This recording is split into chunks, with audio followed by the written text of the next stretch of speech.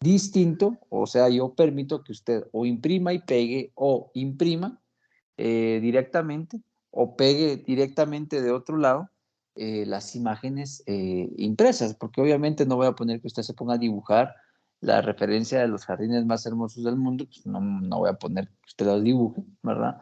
Sino que usted puede hacer una impresión y colocarla por debajo de la descripción que usted está brindando, pero que esa descripción sí esté a mano. A mí me sigue sorprendiendo, hay compañeros o grupos, mejor dicho, porque no son compañeros, hay grupos que me entregan trabajos semanalmente cuando hay actividad que son excelentísimos en presentación, ¿verdad? Entonces, creo yo que la capacidad de hacerlo a mano está, muchos inclusive lo hacen a mano y le ponen situaciones extras, elementos extras, entonces, definitivamente sí existe la capacidad. Hay otros que son más normalitos. Yo creo que entraría yo en ese rubro, ¿verdad? De hacerlo bien, pero de manera normal, que también es correcto. Y obviamente hay unos que se nota que lo hicieron a la carrera, que se nota que lo hicieron, les faltó poner. Entonces, es parte de lo que vamos a calificar también, porque una cosa es de que me lo hagan muy bien y otra que me lo hagan de manera distinta. Y obviamente no puedo otorgar, si es el mismo contenido y está todo bien descrito, bien hecho tiene una presentación normal, pues obviamente yo no tengo que, aunque otro esté más bonito, yo no le puedo quitar puntos, ¿verdad? Pero si se nota que el trabajo fue hecho a la carrera, que se omitieron cosas, pues entonces vamos a hacer descenso de punteo, ¿verdad? Para que usted lo tenga en mente, ¿verdad? Esa no aparece todavía en plataforma porque se activa el día viernes. El horario de entrega, por favor, ponga mucha atención, es de 8 de la mañana a 12 del mediodía o 12 p.m. Ya no es 12 a.m. medianoche, 12 p.m.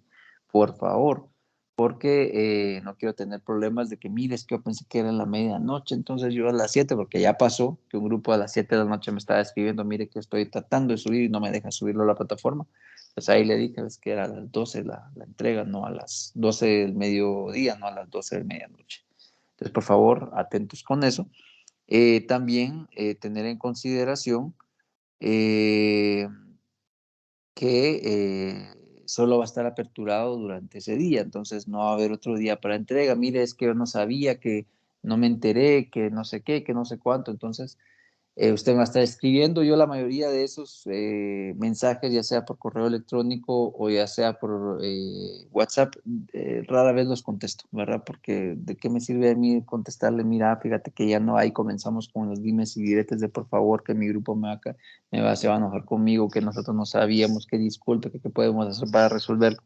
Entonces yo me evito todos esos conflictos y mejor ni siquiera contesto. ¿Por qué? Porque para eso están las sesiones sincrónicas, para eso está la guía, para eso está la información.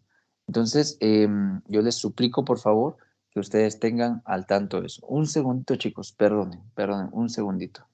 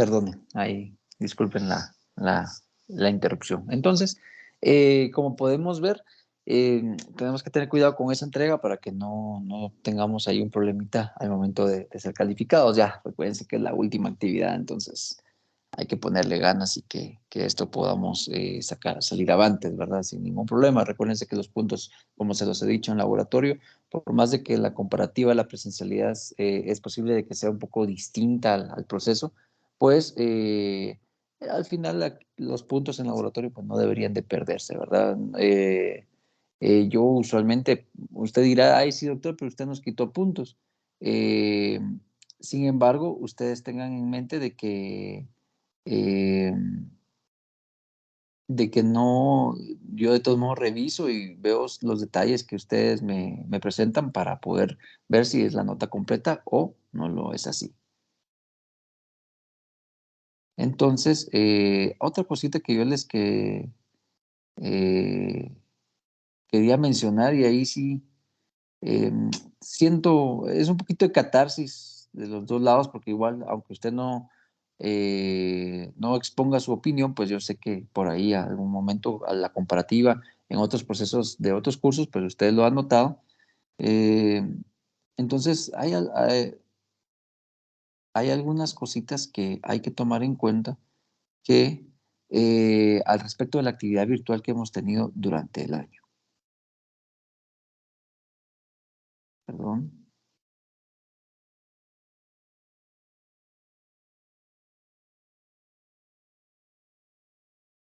estamos.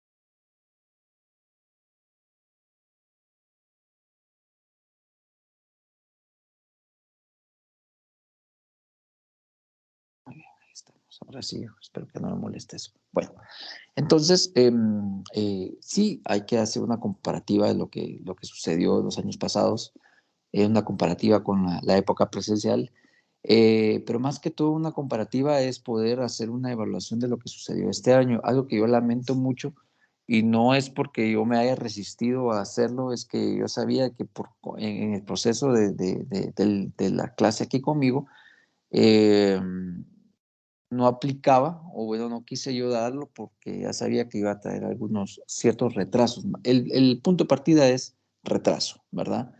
Si ustedes se dan cuenta, las pocas veces que tuvimos la oportunidad de, ¿cómo se llama?, de tener una interacción ustedes conmigo, siempre hubieron atrasos. Yo sé que las oportunidades que tuvimos fue de una comunicación directa con uno de ustedes, ¿verdad?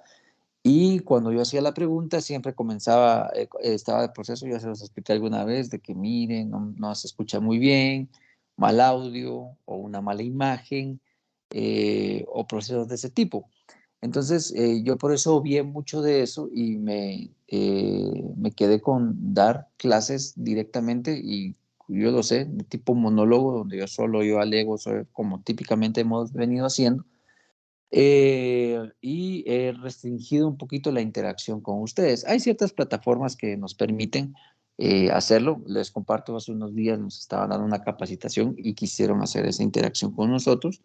Entonces, lo malo es de que pasó lo mismo, ¿verdad? ¿Y dónde es donde tengo que meterme? ¿Y cómo entro? ¿Y cuál es el código? ¿Y ahora qué? Fíjese que a mí me salió esto. Entonces, cuando vimos, se retrasó la actividad, ¿verdad? O sea, siempre hay un retraso de actividad. Entonces yo he visto eso, que cuando hay en la virtualidad tenemos herramientas para poder interactuar con el estudiante. Obviamente interacciones sin punteos y son meramente participaciones para volver esto más, valga la redundancia, más interactivo. Pero obviamente tenemos que ver que esto muchas veces eh, eh, forza a que haya un retraso en la clase, ¿verdad? Algo que yo también he tratado de hacer es limitarme el tiempo a ser un poquito concreto y rápido, sin excederme, ¿verdad? Ni ser dar clases muy compactas, pero tampoco extenderme mucho. Por ahí decía una maestra, una colega nuestra en las clases, bueno, la atención aguanta lo que la nalga aguanta también, ¿verdad? Entonces, Y yo entiendo lo que es estar frente al dispositivo. También me pongo a pensar de que yo termino mi clase y me paso a hacer mis actividades administrativas, que muchas de ellas ya no son directamente en una computadora o en una videollamada. Entonces, yo a media mañana pues ya estoy libre de estar conectado a un dispositivo. Bueno, a menos que haya reuniones, porque aquí las reuniones son kilométricas también. Eh, pero definitivamente usted solo tiene un receso y pasa a su siguiente actividad virtual.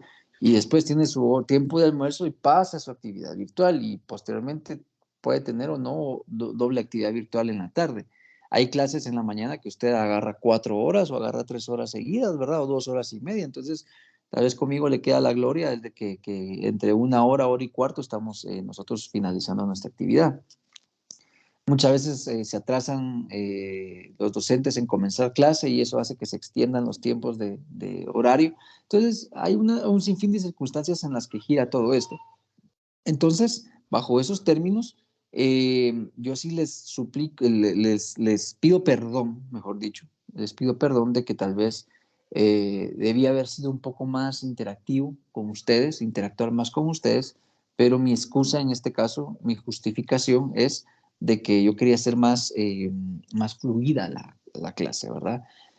Una de las ventajas que tenemos a comparación de estar en presencialidad es de que la forma de presentación, por más de que es un simple PDF, que es una simple PPT, o sea, una presentación, o cualquier otra herramienta que yo utilicé durante el año, pues al final es más visual que una clase en la cual yo a veces solo expongo en el pizarrón o vamos directamente a los microscopios. Sí perdimos mucho del aprendizaje de hacer montajes, ¿verdad? Porque era algo que se hacía. Lastimosamente yo no podía forzarlos a cada uno de ustedes a comprar una caja de laminillas, una caja de un cubito de cubre objetos, y mucho menos que, aunque tal vez alguno de ustedes tenga, pero el uso de microscopio en casa, ¿verdad? Porque eso hubiera sido lo ideal. Pero lastimosamente no era algo que teníamos el alcance de poder forzar al estudiante de hacer, ¿verdad? Inclusive todo esto necesita una dirección presencial, ¿verdad? Porque yo tengo que ir a ver el montaje directamente y decir, bueno, está bien hecho, está mal hecho, hay que repetirlo, ponerlo yo al microscopio y decirles, bueno, no mucha, este está mal, entonces hay que volverlo a hacer, o miren, aquí está, esto es lo que queremos ver. Entonces, lastimosamente el laboratorio sí se dificultó en ese sentido. Pasamos a hacer una actividad meramente teórica que en presencial no es así. Nuestra actividad es mucha discusión, porque a mí me gusta mucho eso, la discusión. Temas que yo sé que no manejan, pero que yo generar la discusión de alguna otra manera. Aquí lastimosamente no pude trabajar con el lanzar pregunta directa a cada uno por el mismo hecho de que las plataformas, por los delays que hay en transmisión de imagen y audio, los problemas de audio que nos da, digamos, yo no puedo usar si yo conecto a mi computadora, el audio de mi computadora es malísimo, yo lo usé mucho el año pasado. Y los estudiantes hasta la semana 22, 23 me empezaron a decir, doctor, ¿será que nos puede ayudar con el audio? Porque casi nunca le entendemos lo que dice. Y me lo dicen en semana 23, 22 por ahí. Entonces yo ahí dije, no, mejor voy a usar doble dispositivo. Es algo que yo mejoré el año pasado a este año. Entonces, bajo ese término, sé que hubieron deficiencias o limitaciones o restricciones, porque yo sí restringí esos procesos de interacción debido a la situación que me implicaba el retraso en la fluidez de la clase, ¿verdad? Y que a veces tenía la atención un ratito únicamente con esos detonadores de interacción, ¿verdad? Era un ratito y luego ya terminaba yo suponiendo de que ya no había nadie ahí poniéndome atención o disminuía la atención de la audiencia, ¿verdad? Que al final es individual, porque esta plataforma, como nosotros damos prácticamente las videoconferencias, las clases, no hay forma de medir el grado de atención del estudiante, inclusive formas de interacción con los estudiantes, tampoco me dicen a mí al final de que hubo o no aprendizaje. Entonces, prefiero mejor ser concreto, ¿verdad? Buscar la atención a través de mi discurso, que obviamente a veces lo logro, a veces no, ¿verdad? Depende mucho también de lo que el estudiante ya haya leído, porque si ha leído, pues entonces nace la necesidad de tener un aprendizaje, de escuchar algo más. Me está pasando con mis estudiantes de cuarto año que de manera, no rarísima, pues, pero hay un, ¿cómo se llama? Yo doy clases en cuarto año y siempre se nota la apatía que hay del estudiante del otro lado, ¿verdad? Y estoy hablando cuando en estos años casi ha habido interacción de manera virtual. Pero este grupo con el que estoy teniendo actualmente las clases está excelente. Pues se nota, ya vamos por la quinta, sexta clase y se nota mucho el deseo ¿ya? De aprender, porque ayer por lo menos hubo un ratito donde yo pensé que había perdido el audio y lancé la pregunta, chicos, y rapidito varios me contestaron. Entonces me di cuenta de que por lo menos sí están atentos ahí. Los comentarios que se hacen al final, pues también vi que hay mejor interacción. Entonces, no solo depende de mí, ¿verdad? No solo depende de mí, sino que depende del otro lado. Yo agradezco a los que siempre comentan, a los que preguntan, aunque yo sé que no muchas veces son muchas preguntas y que muchas veces son referentes a las entregas de las tareas, pero por lo menos son señales de vida, señales de vida que a mí me permiten saber que ustedes están por ahí. Mi intención es tratar de simplificar los términos, ¿verdad? Y acoplarlos a la literatura que ustedes están recibiendo y acoplarlos a los objetivos del laboratorio para que obviamente salgan ustedes con algo de información acá, para que haya un aprendizaje. Entonces, como les repito, disculpen si en algún momento tal vez faltó algo. Mi intención siempre fue agilizar y mejorar la fluidez durante el proceso. El, eh, Teníamos un problema, yo hubiera querido poner más videos de los que yo tenía, pero nos dimos cuenta, yo me di cuenta, que el retraso en la transmisión, que a veces solo parecían, en lugar de un video, parecían imágenes de cuadro a cuadro, donde solo iba avanzando como imagen y eso le quitaba la interacción del video. Entonces, por eso muchos de esos terminamos mejor subiéndolo a la plataforma porque no sabíamos de que no iban a ser provechosos durante el proceso de enseñanza. Por eso me limité a las imágenes con señalización a través del puntero, porque depende mucho de la transmisión. Eh, en donde tienen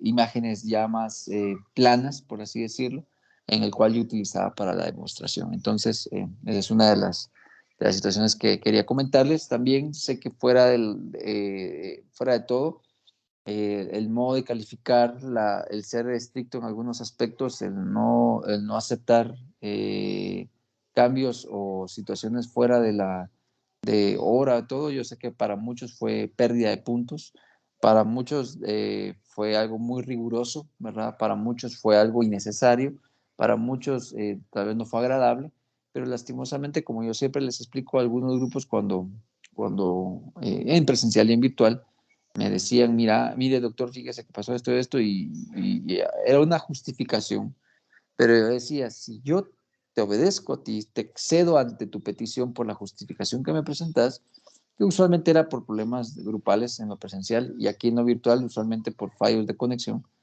Entonces yo siempre tengo que aceptar las de tus compañeros y ya ahorita ya he rechazado muchos. Entonces, por ética yo no podría decirte que sí a ti mientras yo a otros con igual o no es que sean mejores, sino que de manera más justificada me han presentado y yo les he dicho que no, porque mantenemos la regla, mantenemos la, lo que se ha establecido para evitar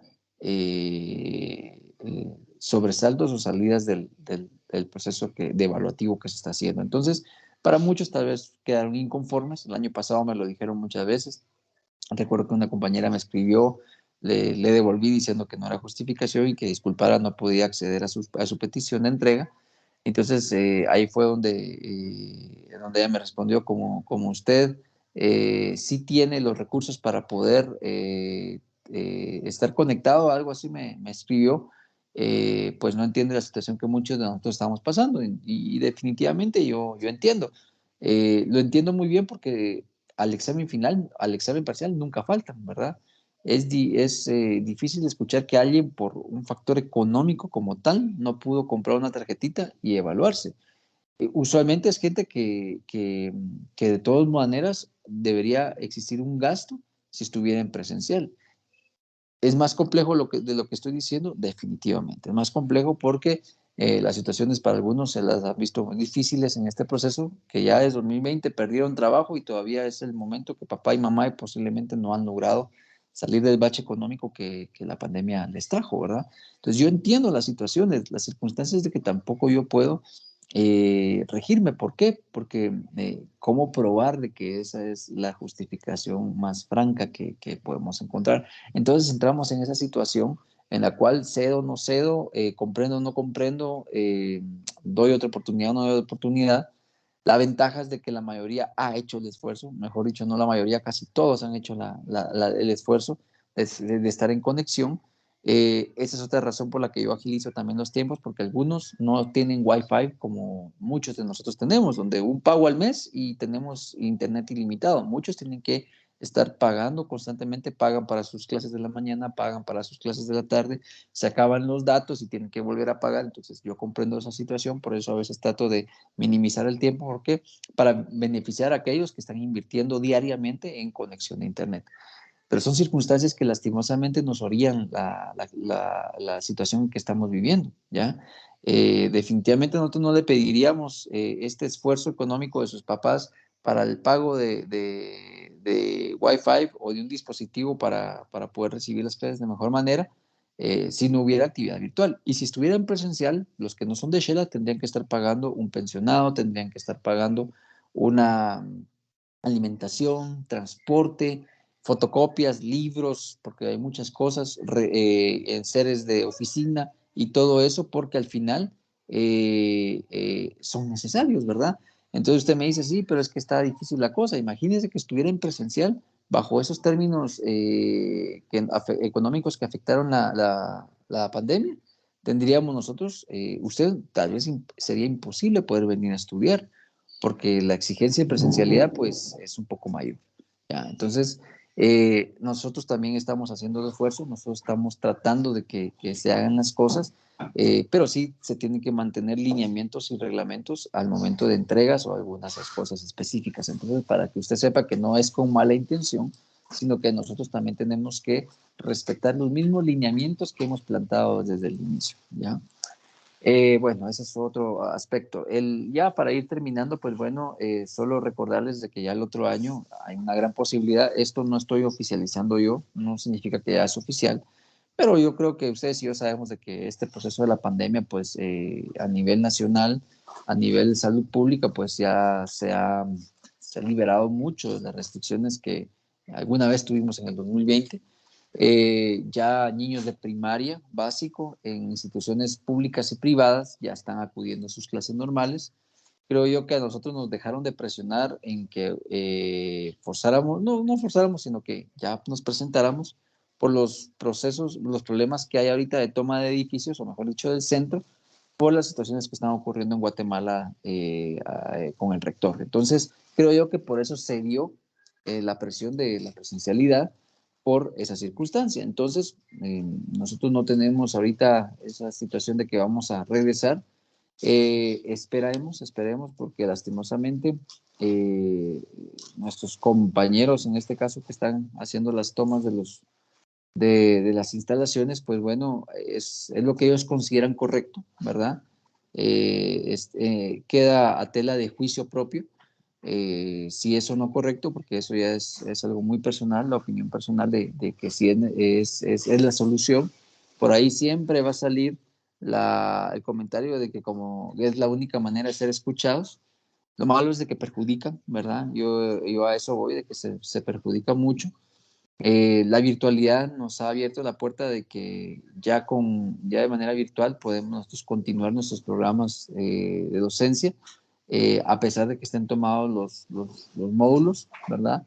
Esto nos va a ayudar mucho a nosotros en épocas de huelga, ¿verdad? Porque es típico que se tomen de manera innecesaria los módulos para forzar al estudiantado a estar presentes en las actividades de huelga, pero esto nos permite a nosotros continuar en docencia de manera virtual, que es algo que tenemos que agradecer a la pandemia, que nos permite poder aventarnos a esta modalidad y ya no tenerle miedo y ya estar acostumbrado tanto el estudiante como el docente a poderlo implementar en su día a día docente, ¿verdad? Entonces, un día que ocurra, pues nosotros podemos pasar inmediatamente a la clase virtual y trabajarla de manera normal porque estamos en capacidad de hacerlo, conocemos plataformas, sabemos cómo hacerlo.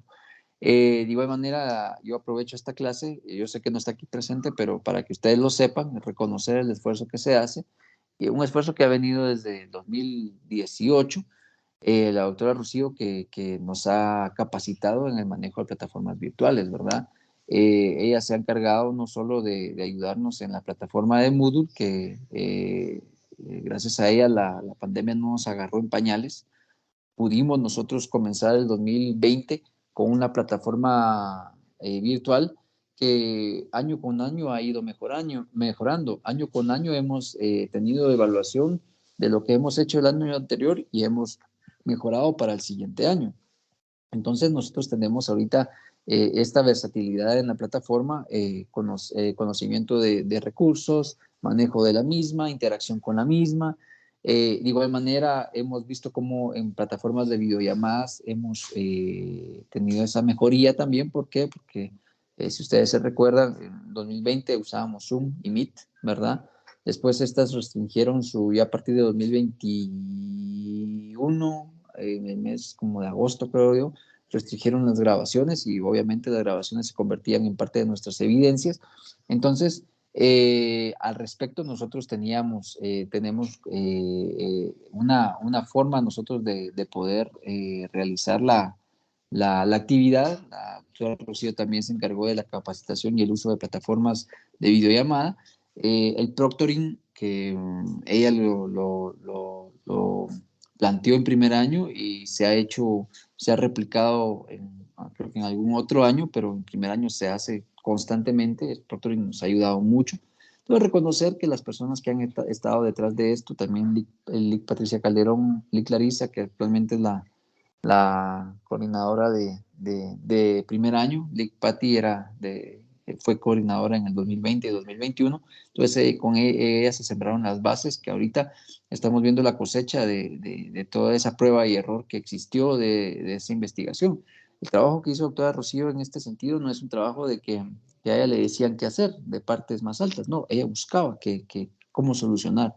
Y yo sé que ustedes han tenido experiencia de estar en capacitaciones con ella, es docente también de salud pública, y ella investiga, ¿verdad? Ella no se queda con los brazos cruzados, ella investiga si hay un problema que nace o hay una circunstancia que solucionar, ella no espera que le digan qué hacer, ella va a buscar la solución en foros, en páginas, lee, ve videos, entra a conferencias, recibe diplomados, y eso solo hablando de los procesos de instrucción virtual, ¿verdad? Entonces ella ha tenido la bondad de compartir lo que ha aprendido, las horas sueño que ella ha sacrificado para aprender.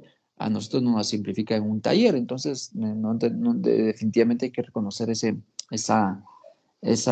actividad que ella ha brindado hasta el momento y que nos ha permitido a nosotros primer año, de cierta manera, no vamos a decir que pioneros, porque tampoco es de que esto sea innovador, pero sí por lo menos en la carrera, primer año es el que tiene mejor actividad virtual y mejor interacción virtual con el estudiantado, ¿verdad? Ya cuarto año, yo estoy en cuarto año y doy fe de que nosotros, nuestra actividad virtual ya es mínima, ¿verdad? Vamos únicamente a la participación en videollamada, pero en interacción en Moodle es solo para posteo de información y recepción de tareas, hay menos interacción, hay menos, ¿cómo se llama? Seguimiento longitudinal durante el tiempo de que están con nosotros los estudiantes, pero hay más o menos, ¿verdad? Y cada año tiene su particularidad en el manejo de la plataforma. Entonces, considero que a pesar de todo, de 2020 para acá, hemos mejorado mucho la calidad de nuestra educación virtual. La educación virtual tiene una falencia, ¿verdad? Y eso es más vista en nuestro contexto, ¿verdad? La falencia es el fraude, ¿verdad? Y creo que es algo que ha detenido de que crezca aún más la actividad virtual y que la tomemos ya como una forma más formal del proceso de enseñanza. Digamos, ahorita no nos ha quedado de otra porque estamos en pandemia. Pero el otro año, si estamos en presencialidad, las evaluaciones van a regresar a ser presenciales, ¿verdad? Que eso es un retroceso, si lo queremos ver así, es un retroceso, ¿verdad? En muchos sentidos, porque si tenemos la facilidad de una actividad virtual, pues de manera sincrónica se podrían manejar, ¿verdad? Los exámenes cortos, las hojas de trabajo puntuadas, pero no, tenemos que recurrir a la presencialidad porque hemos visto de que así como es una gran herramienta, se convierte también en un arma de doble filo porque hay modalidades de fraude que ustedes y yo sabemos que ocurre, ¿verdad? Y que nosotros como docentes, más que todo, la doctora Rocía ha buscado las herramientas para minimizarlas. Pero estas lastimosamente también van a la par de la tecnología. La tecnología del bien también se equipara a la tecnología del mal en la educación y eso al final también depende mucho de la integridad del estudiante, ¿verdad? Porque si el estudiante no busca maneras fraudulentas de hacer evaluaciones, pues entonces la actividad virtual sería un éxito, ¿verdad? Podríamos nosotros depender siempre. Yo creo que les puse el ejemplo.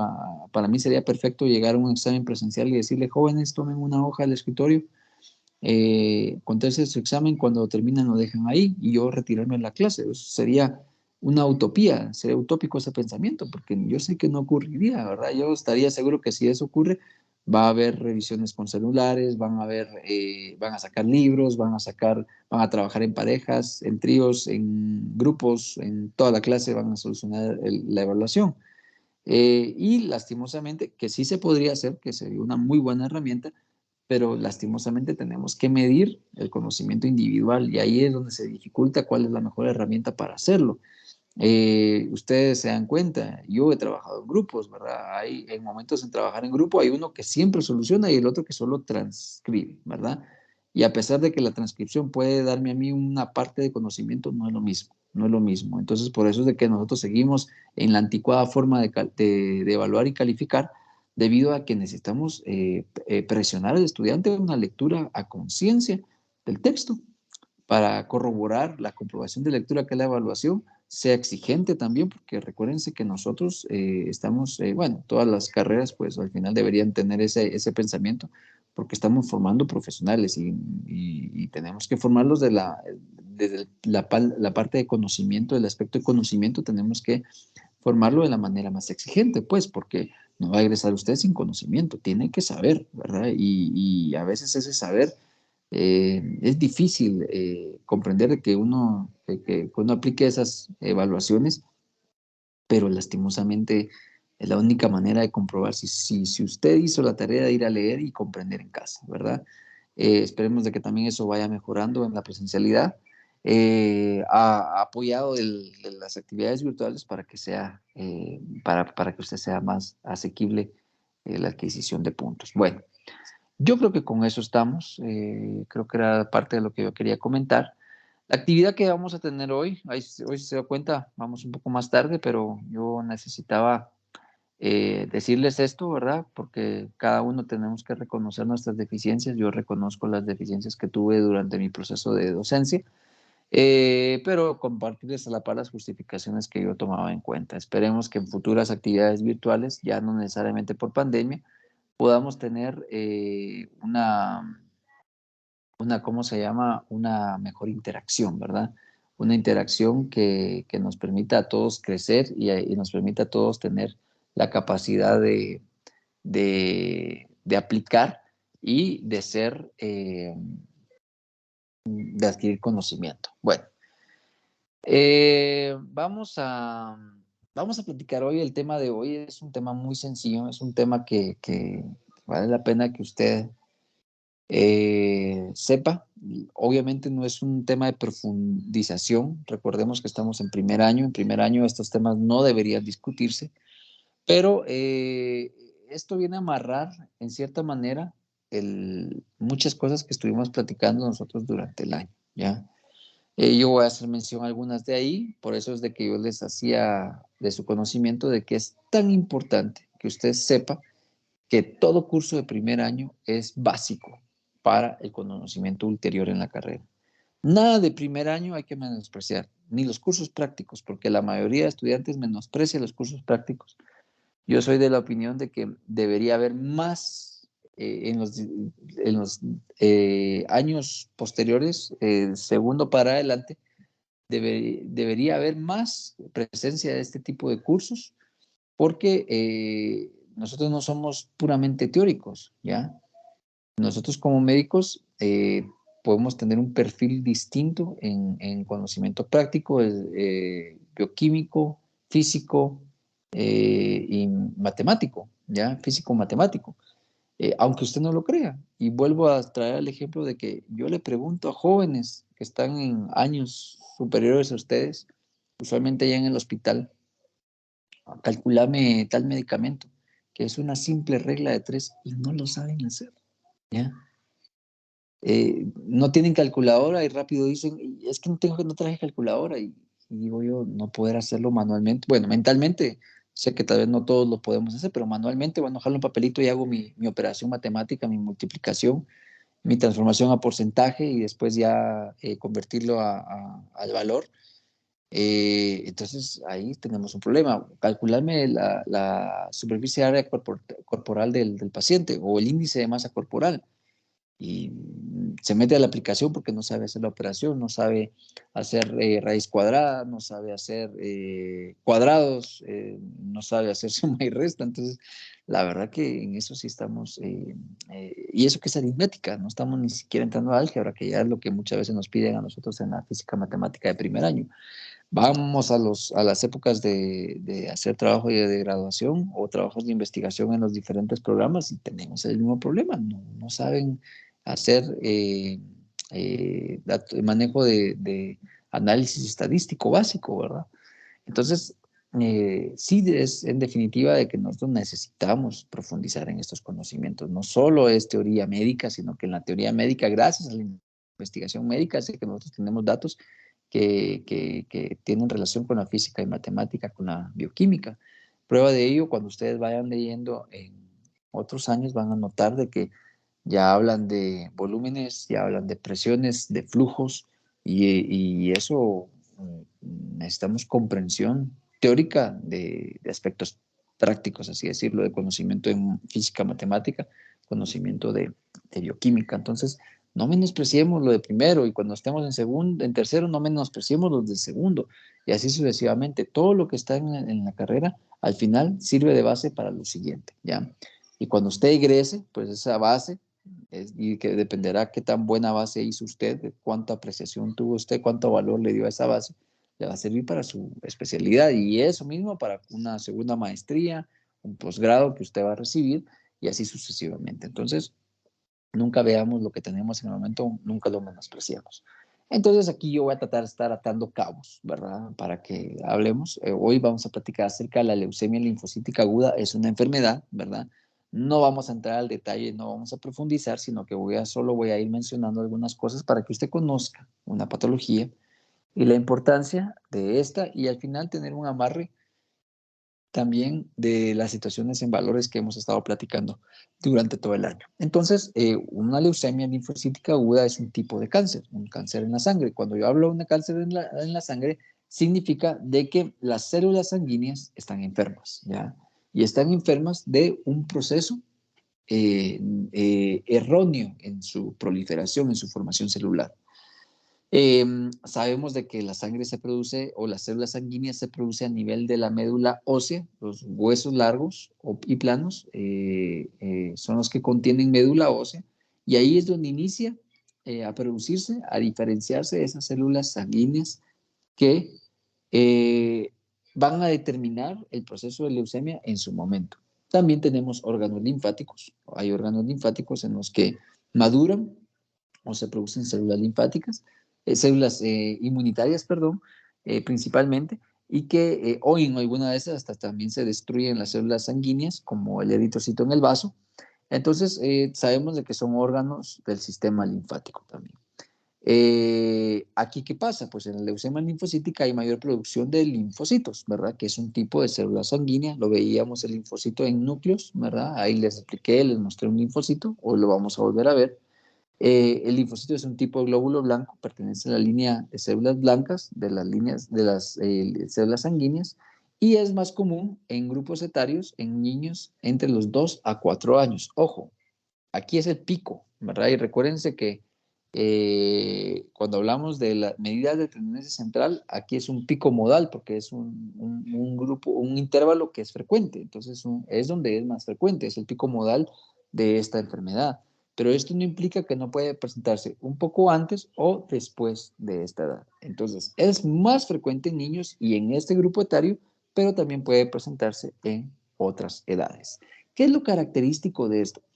Yo les explicaba a sus compañeros que el proceso patológico inicia a nivel celular, ¿verdad? Pero nosotros tenemos evidencia de este proceso patológico hasta que el paciente llega con signos y síntomas a nuestra consulta, ¿ya? Pero eso no significa que allí comenzó el problema. El problema comenzó a nivel celular, ¿ya?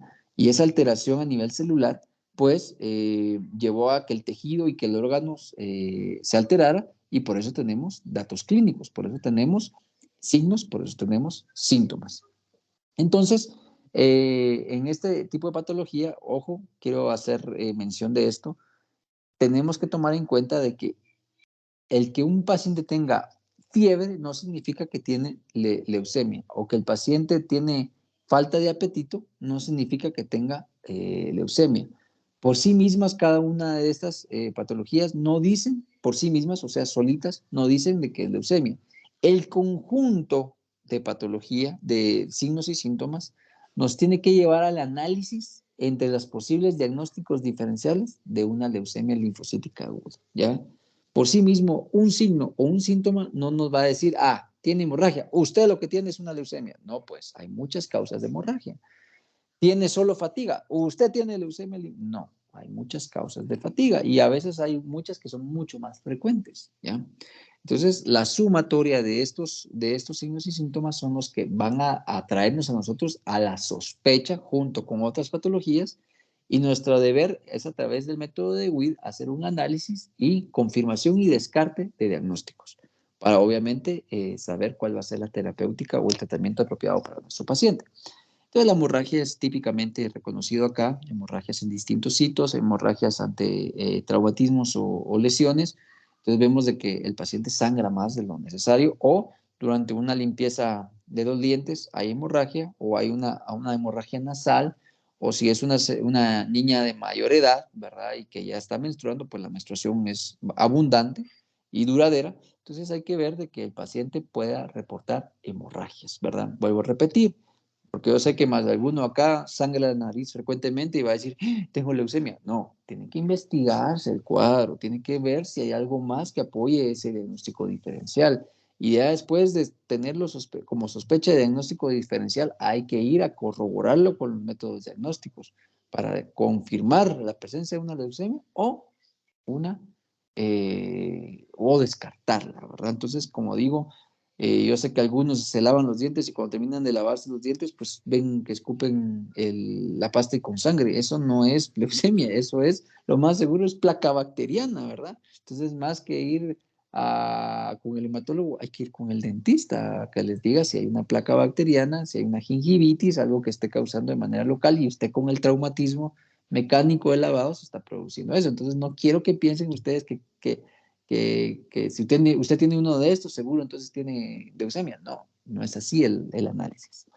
Las equimosis, que son las conocidas como moraditos, los morados, son fugas de sangre ya en el tejido, ¿verdad? Y quedan esa coloración morada, y por eso es que le conocemos popularmente como morado, pues también va relacionado a lo anterior, a la hemorragia, porque está ocurriendo sin necesidad de un traumatismo. Entonces, empezamos a ver no solo una, sino varias equimosis en el cuerpo. Entonces eso sí ya nos llama la atención. Un paciente con hemorragia, con equimosis, fiebre. La fiebre puede presentarse, la fiebre es característica de cualquier evento infeccioso, pero en este caso no está relacionado a una infección, sino que es una respuesta inflamatoria que se tiene.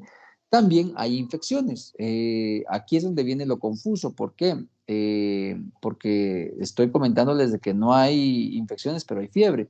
Pero de igual manera pueden haber infecciones que causen fiebre. Entonces ahí la fiebre puede estar manifestada o puede estar estimulada por dos circunstancias, por el proceso inflamatorio propio de la leucemia o por una infección sobreagregada al paciente con leucemia.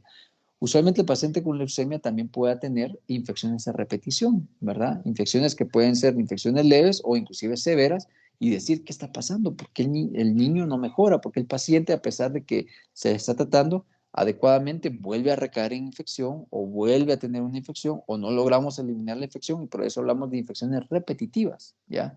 Entonces eso, si alguna vez es una forma de presentación en un paciente, pues tenemos que verificar posibilidades de que algo esté fallando y usualmente que esté fallando el sistema inmunitario. ¿Por qué es de que el sistema inmunitario no está respondiendo conjuntamente con las terapias que se están brindando? Una infección por una bacteria, pues yo le puedo dar antibiótico, pero ni el antibiótico más nuevo y más fuerte para atacar una infección va a ser efectivo si no hay una buena respuesta inmunitaria, porque la mejoría ante una infección depende de la respuesta inmunitaria y un ayudante, algo que va a ayudar es el antibiótico, en este caso si es infección bacteriana. La debilidad y fatiga, pues bueno, me va a decir, ay, es que doctor, sí, yo me la paso cansado todo el día, pero si usted es de aquellos que a las 2 de la mañana todavía está jugando en la computadora o viendo videos en YouTube o viendo el Facebook, pues definitivamente, cómo no va a amanecer usted cansado ya de por sí? ¿Ya?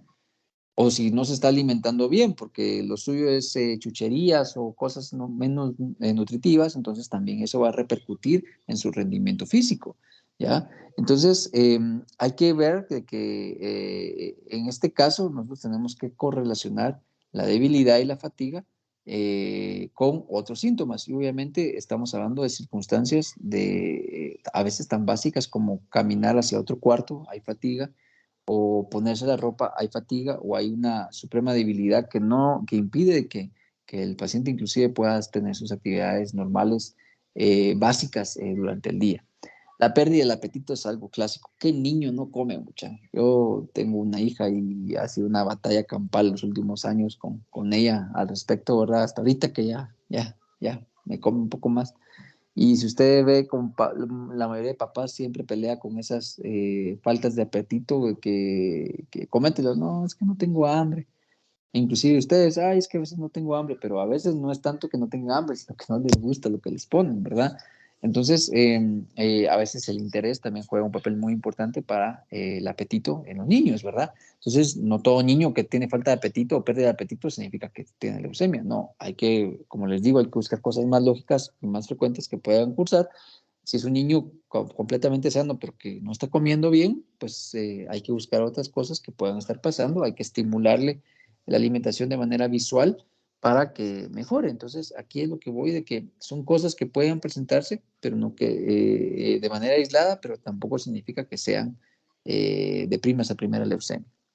El dolor en huesos y articulaciones en niños es muy frecuente durante el crecimiento o por traumatismos que ni los padres ni los niños se dan cuenta que se dieron. Entonces, a veces también no tenemos que confundir estas circunstancias con enfermedades tan severas o ya preocupantes como una leucemia. Sin embargo, si todas las anteriores o muchas de las anteriores están presentes y hay también estas características, esa sintomatología de dolor, entonces entra a formar parte del listado del cuadro de signos y síntomas y obviamente ya nos tiene que ir orientando en el proceso. Creo yo que este último pues es el que llama más la atención, el crecimiento de nódulos linfáticos, ya que los nódulos linfáticos nosotros los tenemos repartidos por todo el cuerpo, hay superficiales y profundos. Y tenemos en distintas partes del cuerpo áreas donde nosotros podemos encontrarlos, ¿verdad? Retroauricular, occipitales, submandibulares, submentonianos, cervicales, axilares, femorales. Entonces son crecimientos, son bolitas que crecen. Usualmente no las sentimos. Si usted quiere irse a buscar ahorita un ganglio, no lo va a encontrar porque si no está inflamado, no se siente. Pero si usted empieza a tener un crecimiento de esos o su paciente empieza a tener un crecimiento, pues algo está pasando, ¿verdad? La gran mayoría de ganglios inflamados pues puede obedecer a un proceso inflamatorio en algunos sectores, pero si estos no mejoran con cierto tratamiento, ¿verdad? Con el paso del tiempo, con el paso de los días no vemos una mejoría, Entonces tenemos que investigar por qué está creciendo y más si hay varios, porque están creciendo. No es normal que estos crezcan. Usualmente ante infecciones estos aumentan de tamaño, pero si no encontramos una infección que explique el crecimiento, entonces tenemos que estar buscando el por qué estos están aumentados de tamaño.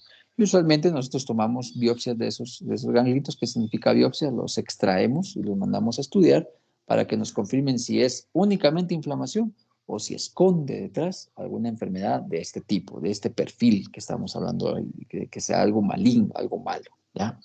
Entonces, los nódulos linfáticos también hay profundos que están rodeando a la gran mayoría de nuestros órganos y que obviamente esos nosotros no tenemos alcance de palparlos, pero sí tenemos el alcance de palpar los superficiales.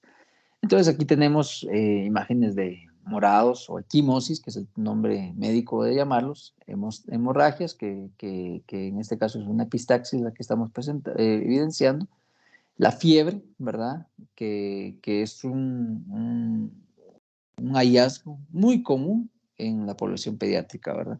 Y que la mayoría de veces obedece a procesos infecciosos. Infecciones, pero no solo una infección, sino que infecciones repetitivas, respiratorias, altas y bajas, gastrointestinales podría ser, pero usualmente vamos más a la que es más asequible de adquirir, que son las respiratorias. Pero ojo, lo que importa es que esa repetición que están, va de darle, va de darle, va de darle. Entonces ya llama la atención y uno está haciendo las cosas bien para tratarlas, el paciente está haciendo las cosas bien para curarse, pero aún así vemos que vuelven a ocurrir, entonces hay que ponerle un ojo a ese paciente. ¿Qué está pasando? ¿Por qué hay tanto ocurrencia de esta infección? Debilidad y fatiga, vuelvo a repetir, no confundamos la que usted se gana por algunas otras cosas, ¿verdad? Aquí ya es porque hay un detrimento a nivel sanguíneo y por eso hay fatiga, por eso hay debilidad, porque no tenemos el suficiente recurso en sangre de oxigenación muchas veces para poder desempeñar nuestras actividades diarias. Entonces, aquí las líneas sanguíneas se alteran, ¿verdad? Incluyendo la formación y maduración de eritrocitos. Entonces, por eso es de que no hay un buen aporte de oxígeno, no hay buena cantidad de estos. Entonces, es por ende que tenemos esa debilidad y fatiga. La falta de apetito, pues bueno, es algo secundario que en el mismo proceso inflamatorio que tenemos, pues se puede presentar y tenemos que vincularlo con otros síntomas. No necesariamente solito va a significar leucemia. Ya les explicaba yo que puede presentarse de manera muy común en la gran mayoría de niños y que por sí misma puede explicarse por otras causas. El dolor de huesos y articulaciones, que obviamente revisar primero que no hayan traumatismos. Muchos de ellos también es por el crecimiento, pero al final tenemos que correlacionar con el resto de datos para poder nosotros dictaminar si este es un dato importante y relevante en el estudio o en el análisis para una leucemia linfocítica, ¿verdad? Los nódulos linfáticos, vuelvo a repetir, esto es muy común que nosotros los veamos, ¿verdad? La gran mayoría, 7 de cada 10, si no es que un poquito más, se tratan de manera inflamatoria, algo los inflamó, ¿verdad? Y no necesariamente algo malo, ¿verdad? Entonces tendríamos que ir a buscar nosotros esa causa de por qué se inflamó. Eh, pero sí, cuando no hay una explicación y está relacionados a epistaxia, a hemorragias, equimosis, anemia, dolor abdominal, dolor de articulaciones, fiebre, infecciones y estos nódulos inflamados. Entonces ahí ya la sumatoria, la agregación de cada vez más de signos y síntomas, sí nos tiene que hacer pensar y sospechar en un proceso de este tipo. Pues bueno, ¿qué utilizamos para el diagnóstico? Pues vamos desde lo más básico hasta lo más complejo. Lo más básico es tomar una hematología. ¿Qué es una hematología? Es una prueba de sangre en la cual yo extraigo algunos centímetros de sangre y se procesa por una máquina. Antes se hacía manual, ahora ya la mayoría, la gran mayoría es con procesamiento de una máquina. Y esta máquina mide la cantidad de glóbulos rojos, mide la cantidad de glóbulos blancos, y de estos glóbulos blancos mide la cantidad de neutrófilos, linfocitos, basófilos, eosinófilos, todos la línea blanca mide la cantidad de plaquetas y nos otorga otros valores relacionados a estas tres líneas. Nos lo pone en valor numérico y nos lo pone en porcentaje. Entonces, al final nosotros tenemos una idea muy general de cómo están esas líneas sanguíneas, ¿verdad? No nos detalla y obviamente nosotros lo vemos el resultado impreso en un papel, nos otorga números, ¿ya?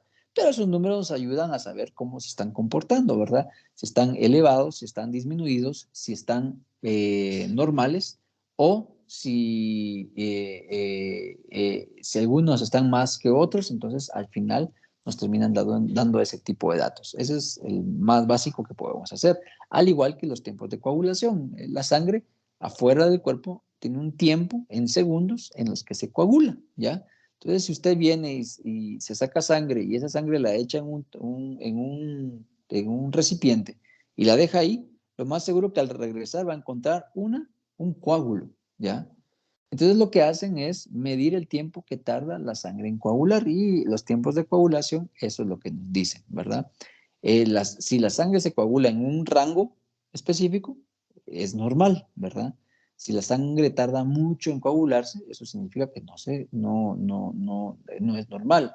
O si es muy rápido, muy corto el tiempo en coagularse, también no es normal. Entonces los tiempos de coagulación nos ayudan para poder saber eso. El frote periférico en mi época, yo ahorita sí no sé si los externos lo están haciendo, pero en mi época, nosotros sacábamos la sangre o pinchábamos al paciente del dedito para poder extraer unas gotitas de sangre. Y nosotros hacíamos el frote periférico. Tiene una técnica que no sé, era recordar las clases de biología, de microbiología, de qué otro lado nos daban, de histología, recordar cómo hacíamos los montajes, ¿verdad? Porque tiene una forma específica de cómo hacer el, el, el frote. Es con sangre periférica que yo puedo hacer por una venopunción o por una punción en el pulpejo. Entonces, sangre periférica, yo la pongo en la laminilla, hago mi frote, ahí vamos a ver más adelante una grafiquita, y nosotros bajábamos al laboratorio, pedíamos permiso para utilización de la tintura, teñíamos, esperábamos unos minutos en lo que se secaba, era un proceso que nos enseñaban y después ya íbamos a presentarle el caso, o se lo llevábamos a nuestro residente a cargo, o nosotros íbamos a presentar el caso al hematólogo. Entonces él miraba si era de calidad el frote periférico que habíamos hecho, y si era de calidad, pues bueno, él hacía la evaluación microscópica, o sea, ya ponía en el microscopio ¿cómo se llama? El frote y mientras uno le narraba el historial del paciente y él empezaba a ver ahí qué era lo que miraba en la sangre, ¿verdad?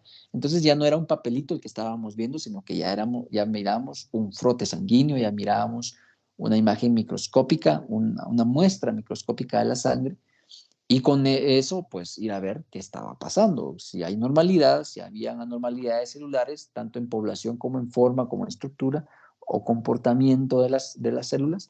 Entonces ya el hematólogo o el patólogo ya emitía un juicio acerca de es normal el frote, entonces descartábamos cualquier proceso de leucemia, o está pasando esto, pero no me parece leucemia, sí se vea normal, pero no es leucemia, entonces busquen posibles otras causas, o sí, mire, este paciente tiene datos que sí pueden darnos a entender que el paciente esté cursando con una leucemia. Entonces vamos al siguiente punto, porque ahorita estamos hablando de leucemia. Entonces, si sí, el frote periférico, la clínica nos dijo que era altamente sospechoso de leucemia, hacemos el frote periférico también nos apoya al diagnóstico de que estemos frente a una leucemia. Entonces vamos al siguiente punto, que es la punción de médula ósea, es ir a obtener médula ósea, de ese hueso, extraer médula ósea para ver al microscopio y verificar desde su inicio cómo están las células sanguíneas, ¿ya? Y obviamente ya es un punto más específico y más confirmatorio, más seguro de la confirmación del diagnóstico de leucemia. Y por último, el análisis citogenético, que obviamente eso ya es algo mucho más técnicamente más elevado, que es ir a ver cromosoma por cromosoma y en específico 2 cromosomas para verlos y ver si tienen alguna alteración en ellos y con eso ya catalogar a nuestro paciente como un paciente en riesgo de leucemia o con presencia de leucemia si ya presenta la sintomatología. Entonces aquí vamos a ver, la hematología es una toma de muestra que ahora se hace, antes se hacía en microscopio, ahora el análisis es es a través de máquinas, entonces ya no se hace la evaluación de la muestra sanguínea en una laminilla, que se hacía manual antes, ahora es a través de una máquina, que es la que mide todos los aspectos. El frote periférico, que igual los tiempos de coagulación, antes se medía con reloj, ¿verdad? Mientras se hacía el coágulo, ahora ya también la máquina lo mide, ¿verdad? En cierta manera, ¿verdad? El frote periférico, que nosotros lo hacíamos, teníamos que extender las gotas de sangre en toda la minilla y buscar que quedara con unas barritas, le decíamos nosotros, ¿verdad? Que en la parte final de la extensión de las gotas, que quedara así en forma de lineal, ¿verdad? Que ahí es donde se apreciaba de mejor manera las células sanguíneas, ¿verdad? Sin tanta fuerza para no echar a perder la muestra, pero con la suficiente para extender completamente la sangre y que no quedaran células sobre células y que fuera difícil de observarlas. Entonces, esta lo hacemos nosotros, esta es cómo se realiza el frote sanguíneo, ¿verdad? Yo espero que ustedes tengan la experiencia de poderlo hacer. Aquí es un frote periférico normal, si se dan cuenta de lo que nosotros miramos en muchas micrografías que presentamos durante las clases, un par vimos de frotes sanguíneos, pues vemos nosotros eritrocitos, diferentes eritrocitos. Vemos que estos superan en cantidad a esta única célula blanca que es un linfocito, ¿verdad? Que inclusive el tamaño que normalmente es, pero en una leucemia linfocítica aguda, pues ya vemos nosotros no solo que hay más, sino que son anormales. Su tamaño es más significativo y también empezamos a ver hipocromías a nivel del eritrocito, o sea, están más pálidos, ¿ya? Y esto a nosotros nos tiene que dar inicios de que algo está pasando, ¿verdad? En la experiencia del hematólogo, en la experiencia del patólogo, pues dice, bueno, esto es característico de una leucemia. Entonces, rectifiquemos con una evaluación a nivel de médula ósea. Aquí otra imagen de un frote sanguíneo en el cual ya vemos nosotros múltiples linfocitos anormales, ya no son normales, y que obviamente hay mayor cantidad de ellos. Por eso es de que se están presentando así. Si es así, entonces si hay sospecha a través del frote periférico, hay datos que sí están confirmando la presencia de una leucemia, hay que pasar al siguiente estudio diagnóstico para alcanzar una confirmación más exacta y es a través de la punción para obtener médula ósea. Entonces este es el trocar que se utiliza, la aguja que se utiliza para poder entrar al hueso. Recuérdense que es hueso lo que tenemos que romper, quebrar, perforar. Entonces esto es lo que permite es de que nosotros hagamos una microfractura en el periósteo del hueso, en la parte externa del hueso, y entrar directamente a la médula para posteriormente aspirar. ¿Dónde se realiza? Bueno, esto es una imagen en la que ustedes ven que todos los huesos largos tienen su hueso que lo rodea, pero en el centro está la médula ósea, donde se producen las células sanguíneas, ¿ya? Aquí están nuestros grupos sanguíneos, células sanguíneas madres que van a dar glóbulos rojos, glóbulos blancos y megacariocitos que al final se fragmentan en plaquetas. El sitio común en el que se hace la punción puede hacerse al paciente acostado de lado o boca abajo, ¿verdad? Lo que técnicamente sea más fácil para el clínico.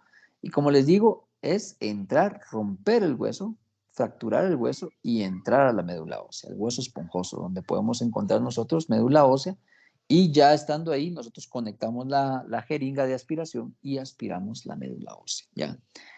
Varía cuando es para diagnóstico y varía cuando es para donación, porque esta aspiración puede ser solamente con fines diagnósticos. Bueno, extraigo un poco, unos heces únicamente para tener para estudio, o extraigo un poco más porque me va a servir como modalidad de donación. Un donante vivo, alguien que dona médula ósea para que si alguien necesita médula ósea, ahorita vamos a hablar de eso, pues hay quienes ya lo donaron. Bueno, y si existe la posibilidad, que obviamente esto ya queda un poco fuera de nuestro alcance aquí en nuestro medio, es hacer un análisis citogenético, que es ir a verificar el cromosoma 9 y el 22, porque estos en pacientes con leucemia y otras patologías similares tienen el intercambio de un fragmento del mismo. Entonces, si usted se da cuenta, aquí nos tienen detallado el fragmento ABL y el fragmento BCR de cada uno. Estos son cromosomas 9 normal y cromosoma 22 normal, pero aquí ya nos especifican que hay un par de fragmentos y estos fragmentos al final se separan de su cromosoma normal, del original, y se intercambian. O sea, el BCR pasa al cromosoma 9 y el ABL viene al cromosoma 22. Y ese intercambio hace que el 22 se acorte y esto se llama, o al reconocerlo en el estudio citogenético, se conoce como cromosoma de Filadelfia, que el cromosoma de Filadelfia sí se relaciona a leucemia linfocítica, a leucemias linfocíticas y a otras patologías. Entonces, nos asegura de que hay un trastorno cromosómico que nosotros al ver la sintomatología podemos relacionar. Entonces, cada uno de estos datos al final nos llegan a confirmar con nombre y apellido de qué leucemia puede estar padeciendo el paciente, ¿ya? Y eso es importante porque yo tengo que ponerle nombre y apellido porque solo así yo puedo saber qué medicamentos, qué terapia yo le puedo brindar a nuestro paciente, porque para algunos es uno terapia y para unos es otros medicamentos los que necesitamos, dependiendo del tipo. La gran mayoría tienen similitud en su tratamiento, pero algunas sí tienen manejos distintos según el tipo de leucemia que estemos enfrentando. Aquí vemos cómo se ve una muestra de médula ósea, ya la micrografía, como lo vemos normalmente, que de igual manera hay una gran cantidad de células sanguíneas, pero vean cómo se comporta en una médula ósea con leucemia linfocítica. Ya vemos únicamente linfocitos, ¿ya? Y usualmente los vemos de manera inmadura, ¿ya? A través de linfoblastos o blastos únicamente, que son etapas previas a un linfocito maduro, ¿ya? Entonces, esto a nosotros ya nos da una idea de poder asegurar que el paciente está cursando con una leucemia linfocítica. Y obviamente si las manifestaciones son agudas, entonces, ¿qué? Es una leucemia linfocítica aguda. ¿Qué le podemos ofrecer a nuestros pacientes? Pues bueno, no vamos a entrar en detalle de cada uno, pero sepamos que hay medicamentos orales e intravenosos se encargan de destruir todas células, grupos de células, a lo que conocemos como quimioterapia, que pueden ser una o varios medicamentos según el protocolo y esquema que se decida, según la enfermedad que se tenga, el tipo de cáncer que se tenga. La radioterapia, que no es de que le ponemos el radio, sino que es radiación directa al tejido, usualmente en lesiones tumorales que crecen, ¿verdad? Se irradia se envía radiación. La radiación tiene la capacidad de destruir todo grupo celular, sea bueno o malo, lo destruye. Hay un tipo de radiación más específica que también es mejor porque ya solo se señala el sitio donde se necesita y eso disminuye las consecuencias nefastas de la radiación.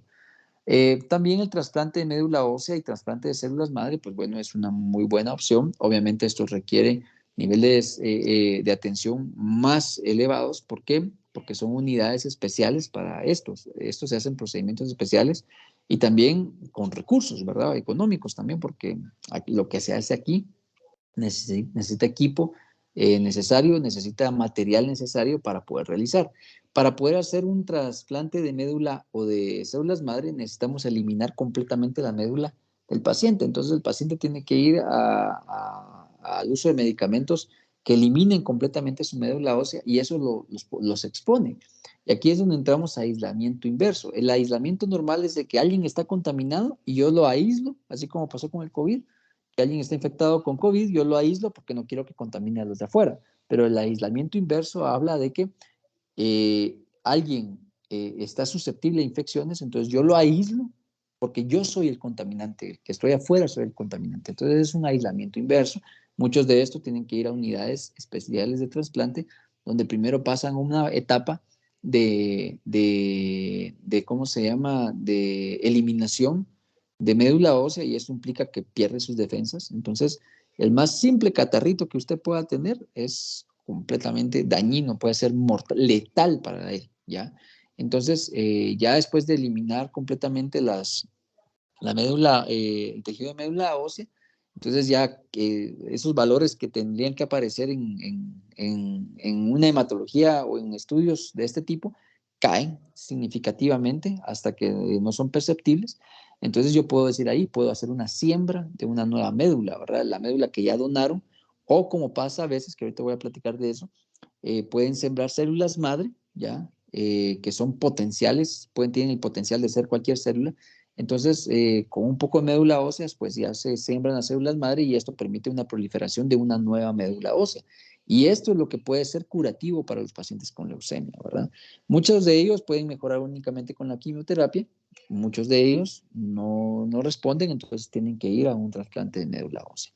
Las células madre, pues bueno, en otros países hay bancos de células madre y esto usualmente se obtiene al momento de nacer en el cordón umbilical, ¿verdad? Porque el cordón umbilical se han encontrado células madre, entonces muchos lo que hacen es guardar el cordón umbilical, ¿verdad? Porque ahí hay sangre y esa sangre tiene células madre, con lo cual va a permitir de que se tenga una siembra prácticamente que se pueda cosechar si hay necesidad de.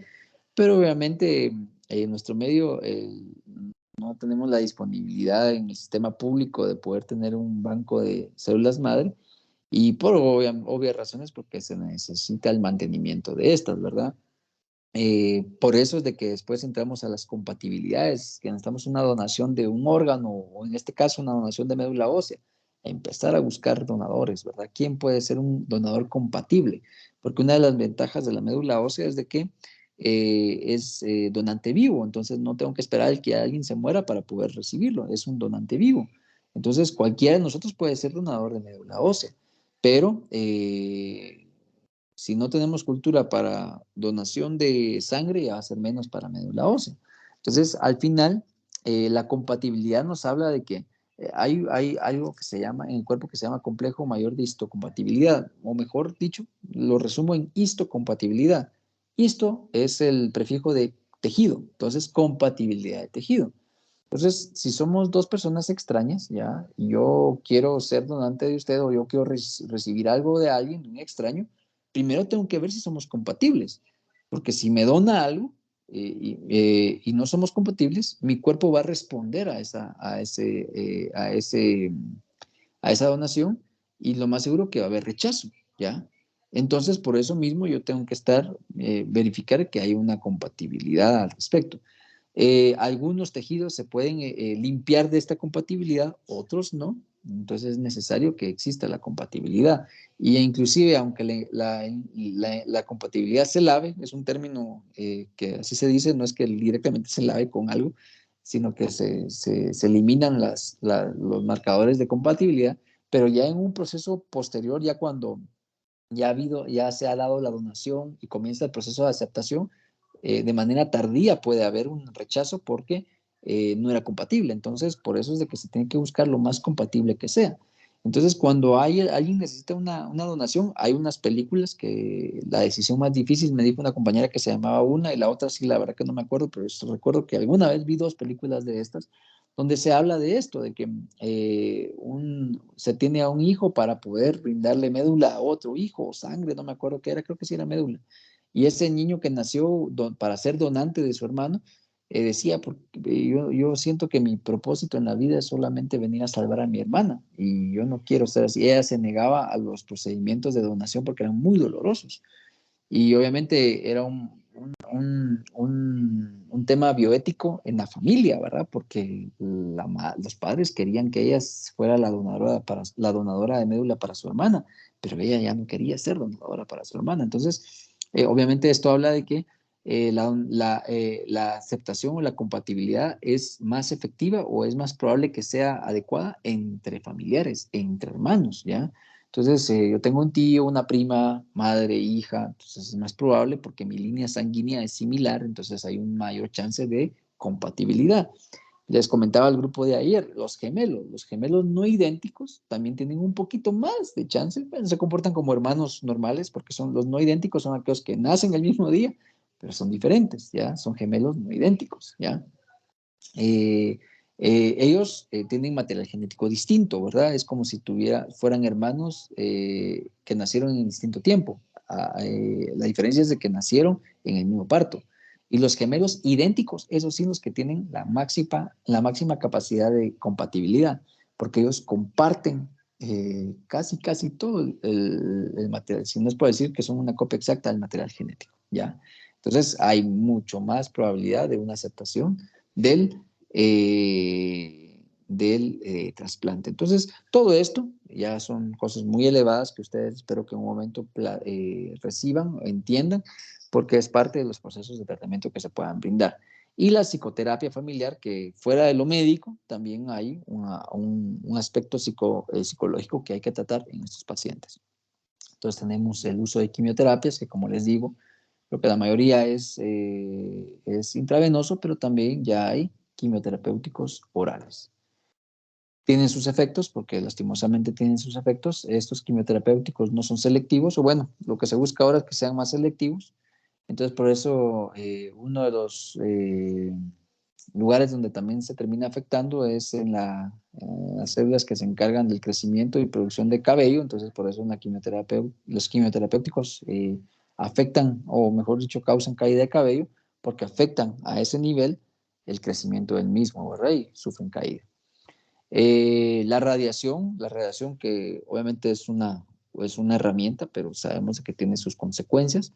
Según se necesite, se utiliza, ¿verdad? Y mientras más selectiva sea, podemos nosotros limitar o minimizar los daños por la radiación.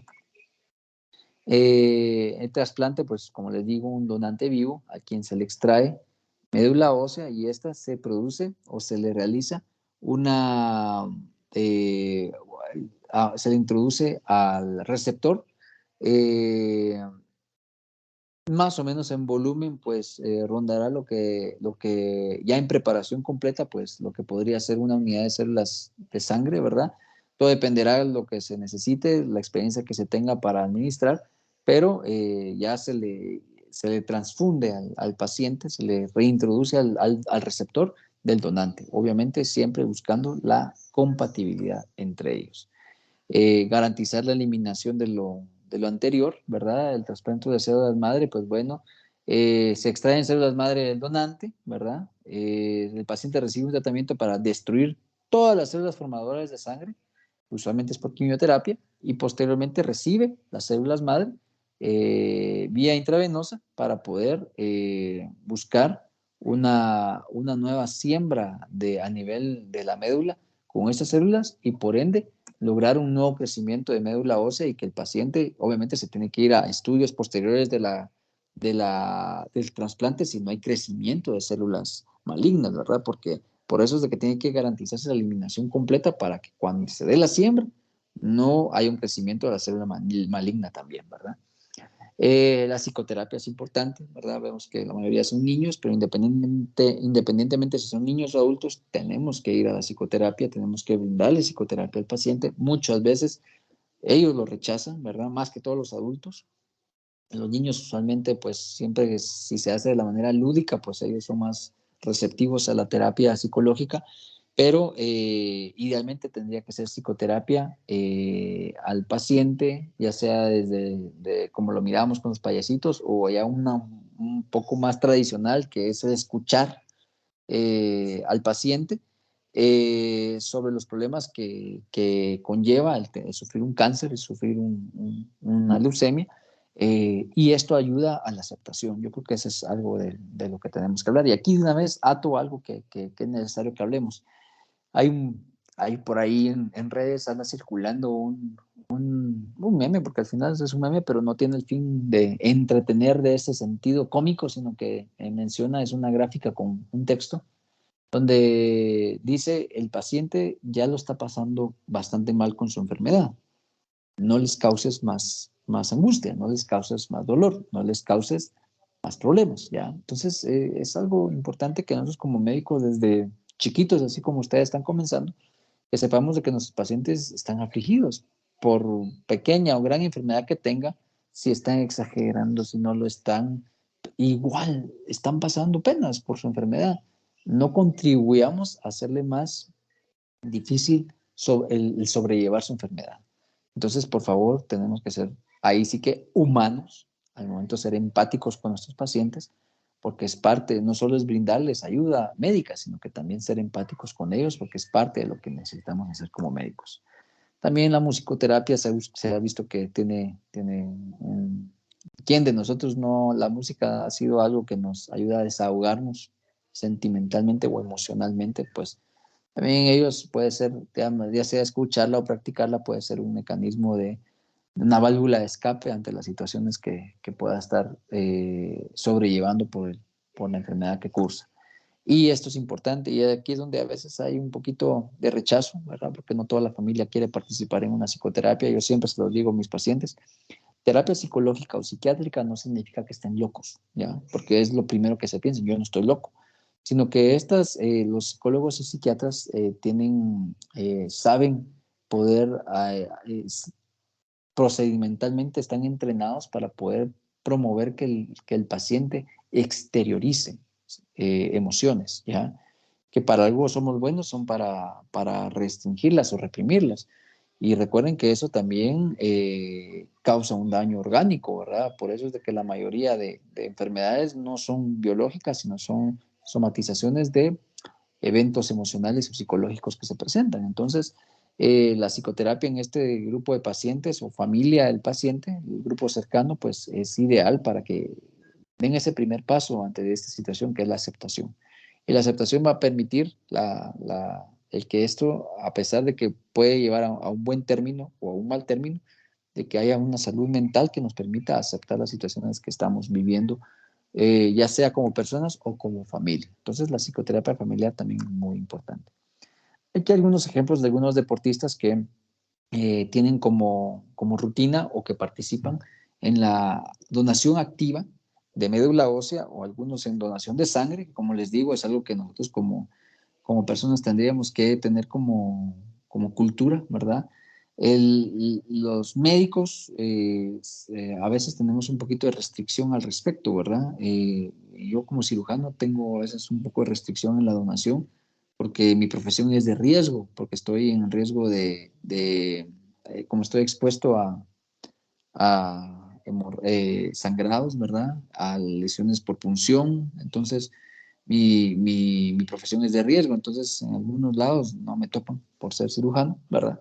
Eh, pero nosotros tendríamos que buscar la manera de ser donantes o de alguna manera cómo poder contribuir a estos procesos que siempre hay necesidad, ¿verdad? Este jugador no se tatúa y la razón por la que no se tatúa es porque es donante activo, ya, de médula ósea y de sangre. Entonces, media vez él se tatúe, él pierde esa opción porque no califica como una persona apta para donar por los riesgos que conlleva el realizarse un tatuaje, ¿verdad? Y si ustedes revisan la mayoría de ¿cómo se llama? Protocolos para aceptación o perfiles para aceptar a donantes, en muchos de ellos restringen por un tiempo o de manera definitiva a pacientes, a personas para ser donantes si tienen un tatuaje. Entonces, por esa misma razón, este jugador no lo hace. Otros, posiblemente, bueno, él es tanto de médula ósea como de ¿cómo se llama?, de sangre. Y aparte también es colaborador activo económico de muchas instituciones para el estudio del cáncer, ¿verdad? Y de algunas otras enfermedades. Otros que también no pueden hacerlo porque si tienen tatuajes y toda la cosa, pues tanto en el ámbito deportivo como en cualquier ámbito artístico o empresarial, porque no solamente los artistas y deportistas lo hacen, sino que también en el ámbito empresarial hay mucha gente que invierte en investigaciones para el cáncer o para otras enfermedades. Entonces, cada quien pone su granito de arena, ¿verdad? Con lo que tiene, con lo que puede, sea mucho, sea poco, al final nuestra intención tiene que ser colaborar. Nuestro punto de vista, obviamente, lo primero que tenemos que pensar es de que con la empatía que podemos brindar ya es una colaboración que hacemos a las personas a las que tratamos. Finalizo con esto: un pirata nunca se rinde, y menos cuando se trata de conservar su mayor tesoro, que es la vida. Lo dijo un paciente con leucemia, Edgar. Esa es una fotografía de la red, no es un paciente mío, ¿verdad? Sino que ese aparecía en la red. Pero es importante ver de que muchas veces los más fuertes son los pacientes, ¿verdad? Y en este caso los más fuertes son los niños, ¿verdad? A veces el que sufre más es el padre, ¿verdad? Definitivamente, ¿verdad? Nadie quiere ver a su hijo sufrir. Yo aquí siempre recuerdo una historia que leí por ahí en las redes y que decía, más o menos, ¿verdad? Parafraseado, de que un niño estaba sumamente enfermo, ¿verdad? Tenía una enfermedad terminal ya, sumamente enfermo, ¿verdad? Y con dolores significativos, con molestias significativos.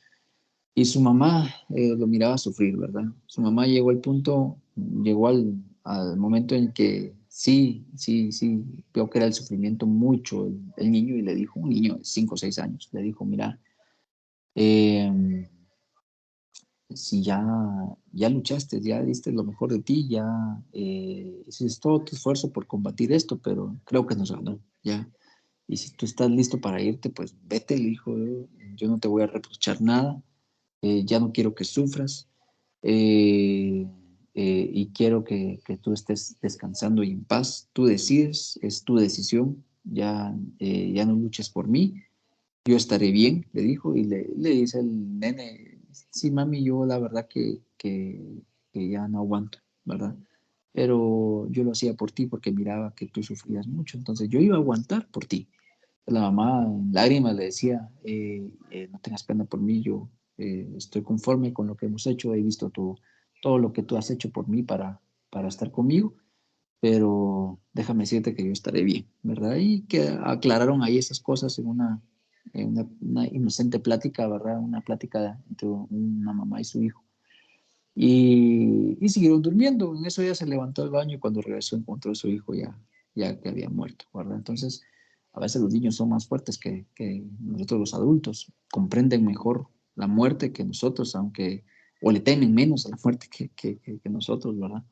Pero creo yo que por eso es de que uno, hasta que uno no lo ve en carne propia, no aprecia lo que uno debería hacer como médico frente a un paciente, ¿verdad? Entonces, que a ustedes les quede esto, ¿verdad? En esta última clase, que su labor como médico no va en el puro hecho médico, ¿verdad? Atención médica, dar una medicina y tener una relación médico-paciente únicamente, no, somos humanos, ellos y nosotros, tenemos que tener una empatía, tenemos que ser agradables, tenemos que ser comprensivos en muchas veces con ellos. Sé que algunos pacientes lo sacan a uno de quicio, que uno les dice cómo mantenerse en salud y no lo hacen y vuelven a recaer y vuelven a recaer, pero tratemos siempre de buscar esa empatía para que cumplamos uno de nuestros propósitos como médicos. ¿De acuerdo? Bueno, solamente. ¿Alguna pregunta, algún comentario que tengamos?